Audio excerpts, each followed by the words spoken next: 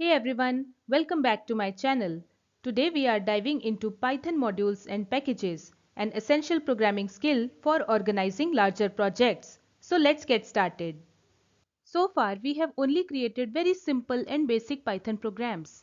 Now imagine that you have a project that consists of hundreds of lines of code, then as the code grows longer, it becomes harder to maintain and debug. That's where modules and packages come in. They let us split up our code and reuse it more effectively, making our projects easier to maintain. So let us first understand what are modules. A module is just a file that contains Python code, including function definitions, class definitions, or even variables. It is saved using .py extension and can be reused in other Python programs. Let us create a module in Python. Well guys, up until now we have only worked inside Python ideally, which was quite suitable for beginners. But now as we are moving towards advanced topics, I would like to recommend you all to download this PyCharm Community Edition. Just Google it and go to this website JetBrains. Scroll down and you will find here PyCharm Community Edition, which is a free and open source software that lets you develop Python programs. Click on the download button if you are using Windows PC. Since I have already installed it on my PC, I am just going to skip the installation process and directly show you how to create a Python project inside PyCharm. On my desktop, I have this icon PyCharm Community Edition. I am going to double click it and you will see that PyCharm Community Edition window will open like this. And now I can create a new project. Just click on it. Give your project a name. Since I am creating one for modules and packages, so that's what I am going to name my project. Just check the spelling, modules and packages, and create. Here you can see that my project is being created and it will take up about 2 minutes to set up. Now this project is being created and you can see it already consists of this file main.py, which contains some sample Python code. I am going to delete this code because I don't need it. Alright guys, as you can see, I have cleared all the code inside main.py file and now I am going to create my custom module. So here I will right click on the name of the project, click on new, then file, and I will give my file a name. Let's call it as my module.py. So this is going to be a module and inside this module I am going to define one function. Let's call this function as greet. There are no parameters. This function will simply print one statement. Let's say, hi there, welcome to my course. This is the only statement that I want to print inside this function. And I am now going to switch back to main.py. Here I will import my module. So just type the keyword import space my module. Don't write py. Press enter. So I will be typing here my module dot greet, just like this, and that's it. Let's run this code from here. And we got the output as hi there, welcome to my course. I am now going to define a dictionary inside this module. Let's name this dictionary as student and suppose it consists of two key value pairs. So first key is name, which consists of value Tina, and second key is roll number. So this is roll number and let's say roll number is 12. So dictionary has now been created. I'm going to switch back to main module. Now I'm going to show you how to import this dictionary into this main module. Here I am going to define one variable called student underscore name, and then I will be accessing the name of this student dictionary. So here I will type my module dot select student, then put square brackets and inside this type name. Similarly for roll number, let's say it's student roll number. This is the name of a variable. Once again I am going to type my module dot student and here I will type roll number, that is the name of the key. In the next line I am going to print student name is, and then I will put a comma here and type the name of my variable student name. Similarly I will be typing here student roll number is, and then put a comma student underscore roll number. Let's run this code, and you can see here in the output we have got student name is Tina and student roll number is 12. So this is how we can import any variable or function from one module to another. Alright guys, let me also show you how to create aliases for modules. So let us suppose that instead of using the full name my module, I want to use a shorter name for this module. Then I can create one by typing here as is the keyword here, and then give your module an alias. Let's say it is and make the replacements for my module just like this. Wherever you have written my module, you have to replace it with that is the alias, and then you run your code. There is no change in the output, but obviously having a shorter name is useful. Let's create another module. Once again, I am going to click on the name of the project, click on new file, and here let's give our file a name. Let's say it is calculator, and inside this I am going to create 4 different functions for addition, subtraction, multiplication and division. Let's do it. My first function is add, which will accept 2 parameters, num1 and num2, and let's remove this extra space. From this function we will return num1 plus num2. Likewise, I have to define another function which is subtract. Once again it will accept num1 and num2 as 2 parameters, and this will return the difference between num1 and num2. I want to show you that there is a yellow line beneath it. If you don't know what is this, so basically we have to add one more blank line over here, and this line will automatically be removed. Let's move on to create our next function, which is multiply, and here I am again going to repeat the same code, just the symbol will be changed, and this will be return num1 multiplied by num2. Lastly, we have division function. Let's name this function as divide. Here we have 2 parameters, and I am saying that if my denominator, which is num2, is equal to 0, then in that case return cannot divide by 0. Otherwise, so else return num1 divide by num2, and the quotient of the division will be returned. Now we have 2 modules. One is my module and another one is calculator. So I am going back to main.py, and here I am going to import calculator. So just type import calculator as calc if you want to create an alias for your module. Let's define 2 variables. Let's say a is equal to 100 and b is equal to maybe 4. Now I am going to perform the summation of these 2 numbers. So let's create one variable called sum, and here we will have calc dot add. So from this module calculator, for which I have created an alias called calc, I am going to call this function add, which is already there, and this is the first function of this module. So this function will accept 2 parameters, num1 and num2, and for these the values are inside a and b variables. So I am going to print the result here as result of addition is equal to, put a comma, type sum, let's run the code, and we get result of addition as 104, which is correct because we have 100 plus 4 giving us 104. Alright guys, just understand that when you are importing a module, you are basically importing every line of code inside that module into your main module, right? But let us suppose that instead of importing every function which I have defined inside calculator module, I just want to import specific functions, maybe add and subtract only. Then in that case, I have to make changes to my code. So instead of typing import calculator, so I will be replacing this line with another line. Here I will write from calculator import, and then mention the specific functions which you want to import inside your main module. Let us suppose I am interested only in importing add and divide.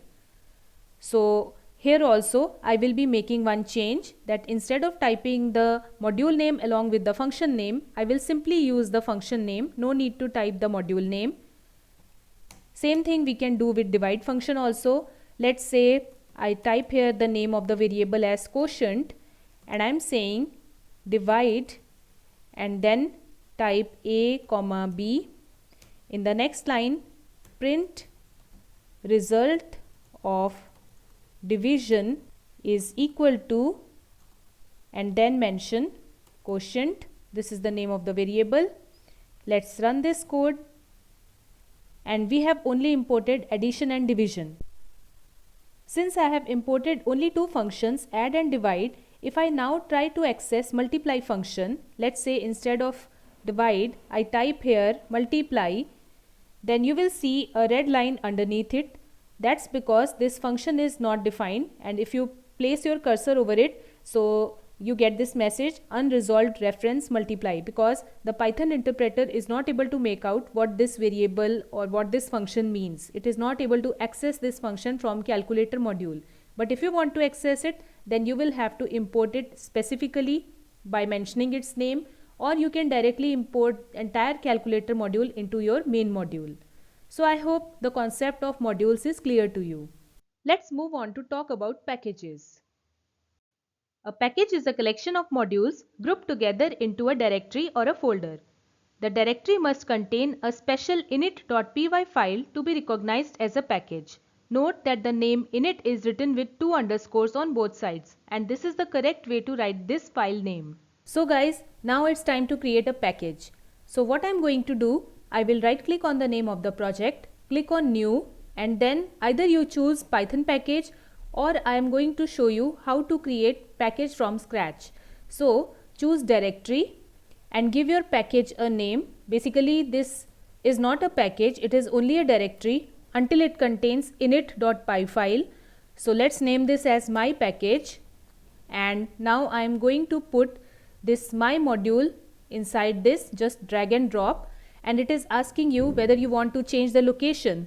Yes, I want to, so refactor.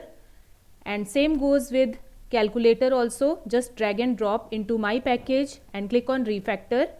Now you will see that my package contains both calculator and my module. This is still acting as a folder, and now I am going to create init file. So click on new file, give your file the name init with 2 underscores on both sides. So here goes the name init. No need to write anything, and this becomes a package. You can see it is no longer a directory. So here this directory has been converted into a package with the help of this init.py file. If you want, you can include a message over here. Let's say the message says initializing my package and then put 3 dots. So this is just a basic message.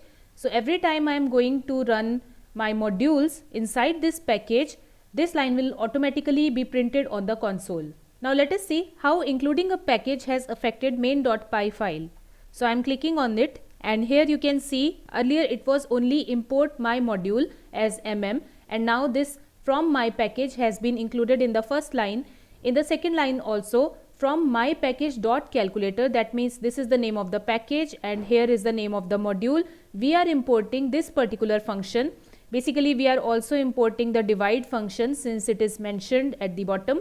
So just put a comma and include divide function also, and as you can see this output remains the same. Yes, one more change is there in the output, that we have got this statement now initializing my package. As I told you, whenever you are accessing anything from this package, you will get to see this message displayed on the screen, which I had intentionally written inside init.py file. So this is the basic concept of creating package from scratch. If you want to create a package by default, then click on new and select Python package. Let's call this as package 2, and you will see that init.py is automatically included here, and if I click on it, then inside this package init file contains nothing, but this init file over here and here allows Python to recognize a directory as a package, and that is how a directory and package are different from each other. So guys, here is a small practice exercise for you where you have to create a package called geometry with two modules named area.py and perimeter.py. Include functions to calculate area and perimeter of a square and a rectangle, and import these functions and use them in a separate file called main.py. Try this on your own. In addition to letting you create your own modules, Python also provides support for several built-in modules. Among the most widely used built-in modules in Python are the math module, which allows you to perform mathematical calculations through its standard functions and constants, the sys module, which allows you to interact with system variables, datetime module, which allows you to access date and time and to manipulate them, and random module, which allows you to generate random numbers. Let us understand them through a few examples. Let us now discuss a few examples of built-in modules. So what I am going to do, I will right click on the name package2. This is the newly created package. Then I will click on file, and here I will give a name to my file. Let's call it as built-in module.py, and my new module is created. Here I am going to import the built-in math module, which is used for performing mathematical calculations. In the next line, I will be printing the value of pi. So here I will type value of pi is, put a comma, then type math.py, and similarly I want to calculate the square root of, let's say, value 16. So square root of 16 is, and then put a comma once again, math dot select sqrt function, put value 16 inside, and this code is ready. Let's run it, and here you get the output as value of pi is 3.14 and so on, and square root of 16 is 4.0. In fact, you can work with a lot of functions inside math module. Just put math dot, and here is a list of all the functions and constants that are supported inside this module. Just scroll down and select the function or constant that you want to use. Anyway, let's go back and create another module here. Once again, click on new file, and this time I'm showing you sys module. So I'll just type the name in small letters .py, and this is the new module inside package 2. Here I'm going to import sys module. Overall, sys module helps control how a program interacts with the system it is running on. Let's see a few examples. Let us suppose I want to print the Python version that I'm using. So here I will type system version and then put sys.version. Just select it, and if you run this code, by the way, in case you are running main file, like if you run main, then only the main module will be executed, but to run this sys module you will have to choose current file. Anyway, let's run it, and here we get system version 3.12.6. This is the Python version that I'm using, which was installed on this particular date, and my PC is a 64-bit PC. Along with the architecture, the information is mentioned. And I also want to show you how we can use sys module to print command line arguments. And here we have sys.argv. If you run it, you will get to see the complete path of this file sysmodule.py. If you make a small change over here and put here 0, then only the path of this file is returned, not in the form of the list, but as the first item inside the list. Moving on to next module, which is random module. So here I am creating another module, and let's call this as random module.py, and here I am typing import random. Now this module is useful if you want to generate random numbers. So what I am going to do, I will create or generate a random number between 1 to 10. So random number between 1 to 10, and for that I will have to import randint function. So random.randint, and here mention 1 comma 10. Just run this current file, and the random number that I get is 8. Let's rerun it, and this time the value is 9. Let's run it again. Once again it is 9. So you can run it as many times as you like, and every time we are getting a different output. Lastly, I'm going to discuss datetime module. So once again, we create a new module inside package 2 and let's name it as datetime module.py. Here I will be typing from datetime import datetime. So that means that from package datetime I am importing a module named datetime, and then in order to display current datetime I am declaring this variable and I will assign it datetime dot now. This now function will get the current date and time from my system, which I will be printing using print function. So here I will be typing current date and time is followed by the name of the variable current date time. Let's run this code, and here we get to see the current date and time from my system. Even the milliseconds are displayed on the console. So next step is to format this date and time. For that I am creating one variable called formatted date time, and I will be formatting this current date time using a function called strftime. This is an inbuilt function which will accept the format in which we want to display our date and time. So first of all, I want to display the year, so %Y followed by a hyphen. Then I want to display month number, and that will be written as %m, again a hyphen, and then day number with a %d symbol followed by some space. And then I want to mention %h, which indicates hours, %M indicating minutes, colon %s indicating seconds.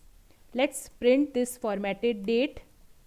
So here we will just pass this variable name inside print function and run this code, and here we get to see the formatted date and time on the screen.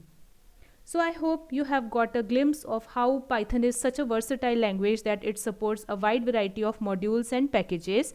We will be discussing more about packages and modules as and when we require them, but for the time being, this is the basic introduction of the built-in modules. Python also provides a special dir function, that is a built-in function which lists all the function names or variable names in a module. Let us understand how it works. So guys, I am inside main.py module, and here I will show you how to work with dir function.